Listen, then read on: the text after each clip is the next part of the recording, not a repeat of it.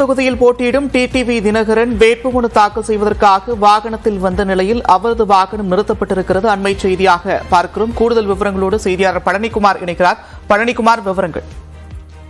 அதாவது தேனி தொகுதியில் அமமுக பொதுச் செயலாளர் தேசிய ஜனநாயக கூட்டணி கட்சி சார்பில் போட்டியிடுகிறார். இதற்காக இன்று தனது வேட்புமனுவை தாக்கல் செய்ய தேனி மாவட்ட ஆட்சியர் அலுவலகத்திற்கு வந்தடைந்தார். முன்னதாக அநீதி விலக்கு பகுதியில் இருந்து பெரியகுளம் புறவழிச்சாலையில் காரில் 50க்கும் மேற்பட்ட காரில் ஊர்வலமாக வந்தடைந்த தினகரன் அங்கிருந்து மதுரை சாலையில் இருந்து மாவட்ட ஆட்சியர் அலுவலகத்திற்கு தனது பிரச்சார வாகனத்திலேயே வந்தடைந்தார். அப்பொழுது பிரச்சார வாகன வேனில் ஆட்சியர் அலுவலகத்திற்குள் நுழைய போலீசார் அனுமதி மறுத்து நுழைவாயிலின் கதவுகளை இழுத்து அடைத்தனர். இதனால் அவருடன் வந்த அமமுகவினர் வாக்குவாதம் ஏற்பட்டு பிரச்சார வாகனத்தை டிடிவி தினகரன் பிரச்சார வாகனத்தை ஆட்சியர் அலுவலகத்திற்குள்ளே அனுமதிக்க வேண்டும் என கூறி வாக்குவாதம் செய்தனர்.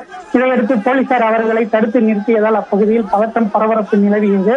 ஒரு வழியாக அவர்களுடன் பேச்சுவார்த்தை நடத்தி நீண்ட இழுபறிக்கு பின்னர் அந்த பிரச்சார வாகனமானது தற்பொழுது ஆட்சியர் அலுவலகத்தின் நுழைவாயில் முன்பாக வந்தடைந்துள்ளது. தற்பொழுது அவருடன் முன்னாள் முதலமைச்சர் OPS மற்றும் தற்போதைய தேனி பாராளுமன்ற உறுப்பினர் ரவீந்திரநாத் ஆகியோர் டிடிவி தினகரனுடன் சென்று அவருடைய வேட்புமனுவை தாக்கல் செய்ய உள்ளனர்.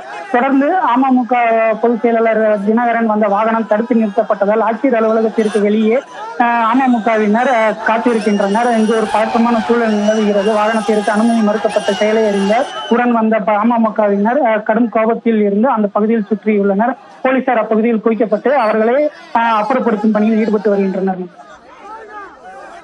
நன்றி பழனிக்குமார், விரிவான விவரங்கள்.